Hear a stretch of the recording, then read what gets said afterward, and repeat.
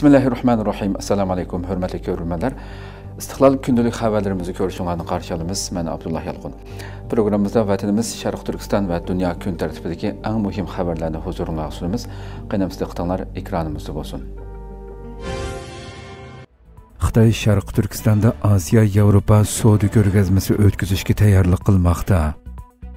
Xitoyning Sharq Turkistondagi irqiy qirg'inchiligiga, jumladan majburiy emgak jinoyatiga qarshi zarur qonun tadbirlar yo'lga qo'yilmaganlikdan Xitoy majburiy emgak mahsulotlarini to'solg'usiz holda Yevropa, Osiyo ellariga to'shiyotgan bo'lib, navbatda 2025 yillik Xitoy Osiyo Yevropa tovar savdo ko'rgazmasiga savdogar chaqirish va ko'rgazmaga taklif qilish ishlari boshlangan. Atalmish Xinjiang gazetining xabarida bildirilishicha, 27 aprel Urumchida bu yillik Asiya Yevropa tovar savdo ko'rgazmasining taratqularni xabarlantirish yig'ini ochilgan.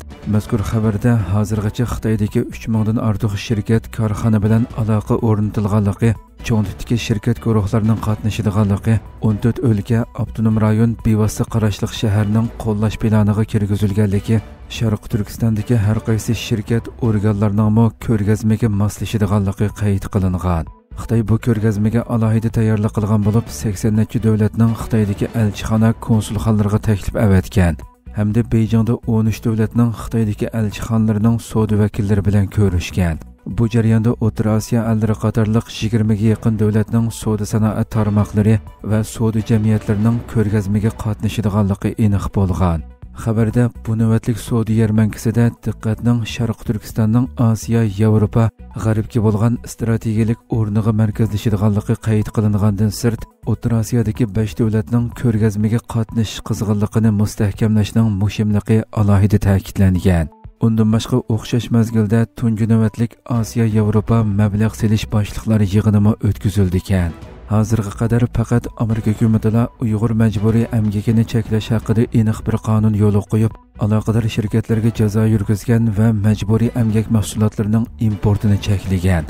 Garchi Yevropa ittifoqi majburiy emgakka qarshi qaror ma'qullagan bo'lsa-mu, umumiy xarakterlik bu qarorda Uyg'ur majburiy emgaki konkret bekitilmagan. Boshqa davlatlarda bo'lsa, Uyg'ur majburiy emgaki masalasi hukumat kun tartibi qatorida o'rin olmagan. Bu sababli Xitoy Uyg'urlar boshliq turkiy xalqlarni ishg'oliyat ostidagi Sharq Turkistonda va Xitoy o'lkalarida majburiy emgakka selish orqali ishlab chiqargan mahsulotlar Osiyo, Yevropa ellariga davomli oqmoqda.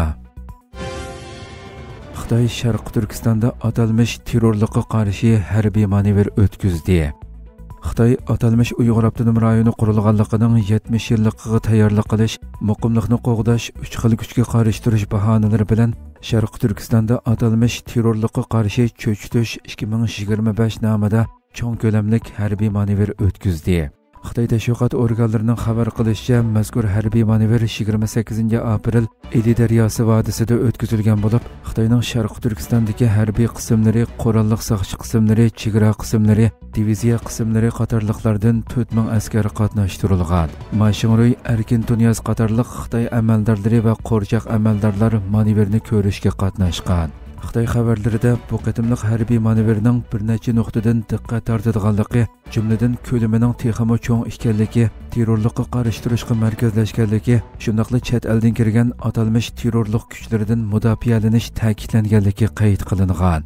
Bu qatimliq harbiy manevrda Xitoy chegara bexatarligini qo'g'dashga nuqtaliq markazlashgan bo'lib, birlashma chegara tekshirish, kontrol qilish, qo'lga olish, birlashma qo'rshav, chegara to'sish va chegara halqishni bartaraf qilish, tog'ni qo'rshash qatorliqlarni mashq qilgan. Xabarda bu yil atalmish Uyg'ur avtonom rayoni qurilganligining 70 yilligi ekanligi, shunga bo'lgunchilik va terrorlikqa qarshi turish vazifasining intayin mushkul ekanligi da'vo qilingandan sirt, Xitoy rejimining yaqinqi mazgillarda bexatarlik va muqimlik xizmatini ko'p qatim o'rinlashtirganligi hamda sirtdan kirgan terrorlik hujumining xavfidan qattiq qo'g'dinish kerakligini ko'p qatim tilga olganligi ta'kidlangan. Washingtonga joylashgan aql ambiri Washington instituti 17 aprel bir analiz maqolasi e'lon qilgan bo'lib, Uyg'urlarning Asad rejimini ag'dirishdagi roli bir necha Uyg'ur qo'mondonning yangi mudofaa ministrligida ofitserlikka tayinlanishi tilga ilingandan sirt, Sharq Turkiston Islom partiyasining nizomnomasidagi o'zgarishlarning Xitoyning Afg'oniston va Suriyadagi Uyg'ur jangchilar haqidagi andishalarini shaksiz kuchaytirganligi ta'kidlangan edi. va Xitoyning bu o'zgarishlarga kuchli inkas qaytirib, xalqaro jamiyatning a'zolari bilan terrorizmga qarshi hamkorlikni kuchaytirishga qasam qilganligi ilova qilingan edi. Trump Putindan darhol urush to'xtatishni talab qildi. Amerika prezidenti Donald Trump Vatikanda Ukraina prezidenti bilan ko'rishib, oradan bir kun o'tgandan keyin Rossiya prezidenti Vladimir Putindan o'q chiqarishni to'xtatishni va Ukrainada tinchlik kelishimi imzolashni talab qildi. Trump prezidentlik vazifasiga o'ltirishdan ilgari Ukraina Rossiya urushini bir kunda to'xtatalaydiganligi to'g'risida maqtanib kelgan va vazifasini boshlagandan keyin urushni to'xtatish uchun diplomatik tirishchanliklarni boshlagan edi. Ammo bu tirishchanliklar hozircha hech qanday natija bermadi.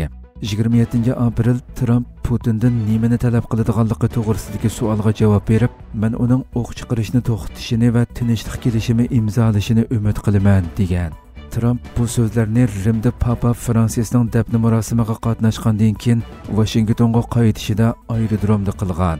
U "Biz kelishimni vaqt cheklamasiga ega deb o'ylaymiz. Men uning bu kelishimni imzolashini umid qilaman" degan. Trump Papaning dafn marosimida Ukraina prezidenti Volodymyr Zelenskiy bilan ko'rishib suhbatlashgan bo'lib, bu ikki rahbarning fevralda Oqsaroyda uchrashishidan keyingi tunji qatimliq yuzturani so'zlashishi bo'lib hisoblandi. Trump yakshanba kuni yana Zelenskiyning tinchlik kelishimi imzolash uchun 2014-yili Rossiya tarafidan besib olingan Qora dengizdagi Qrim yarim orolidan voz kechishga tayyor ekanligini aytgan.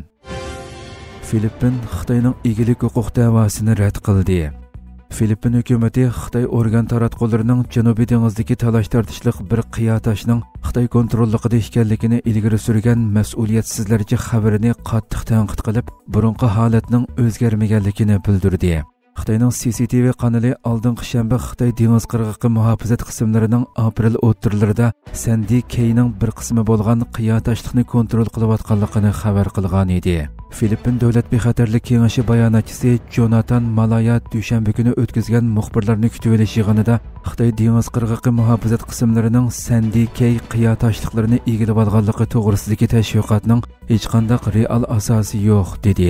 U uchur sohasini qo'rqitish va parakandichilik selishning Xitoy manfaatiga uyg'un ekanligini o'tirg'a qo'yib, Sandy Key to'g'risidagi xabarlarning tarqatilishi mas'uliyatsizlarcha bir uydurma hikoya dedi.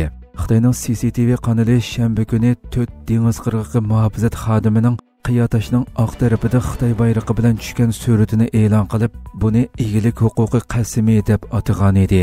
Halbuki Xitoyning Spratli taqim orollaridagi bir to'p kichik qum do'nglardan tarkib topgan bu qiyolikqa mangulik o'rinlashganligi yoki biror qurilish qilganligiga oid hech qanday alomat yo'q ekan.